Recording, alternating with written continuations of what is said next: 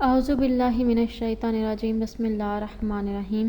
شروع خدا کا نام لے کر جو بڑا ہی مہربان نہایت رحم کرنے والا ہے۔ السلام علیکم ورحمۃ اللہ وبرکاتہ۔ تمام سامعین کو ہمارے چینل کی طرف سے خوش آمدید۔ مجھے امید ہے کہ آپ سب لوگ خیریت سے ہوں گے۔ ناظرین، آج کا جو وظیفہ میں آپ لوگوں کی خدمت میں لے کر حاضر ہوئی ہوں وہ مال کی محبت کو دل سے ختم کرنے کے لیے ہے۔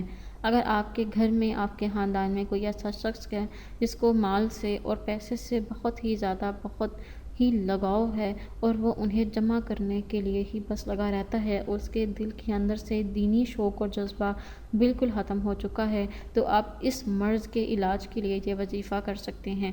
دوستو، وظیفہ بتانے سے پہلے میری آپ لوگوں سے چھوٹی سی درخواست ہے کہ آپ میری اس ویڈیو کو لائک ضرور کریں اور اپنے دوستوں کے ساتھ شیئر کریں۔ شیئر آپ لوگوں نے اس نیت کے ساتھ کرنا ہے کہ یہ ویڈیو آپ لوگوں کے لیے صدقہ جاریہ اور ایصال ثواب کا ذریعہ بنے گی۔ دوستو، ہو سکتا ہے کہ آپ کے ایک شیئر کرنے کی وجہ سے کسی انسان کی بہت بڑی پریشانی یا مشکل حل ہو جائے اور اس کا ثواب آپ کو بھی ملے گا۔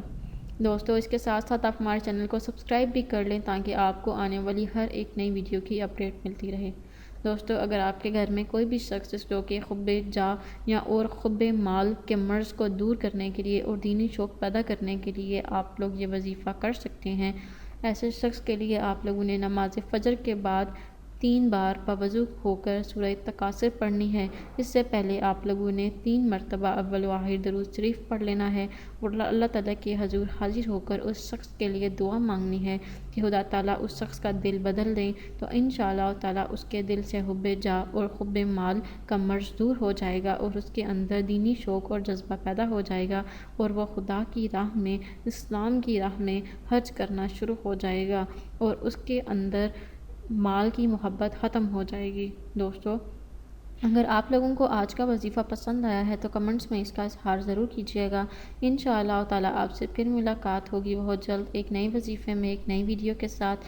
مجھے اپنی دعاؤں میں یاد ضرور رکھیے گا۔ اللہ حافظ و ناصر۔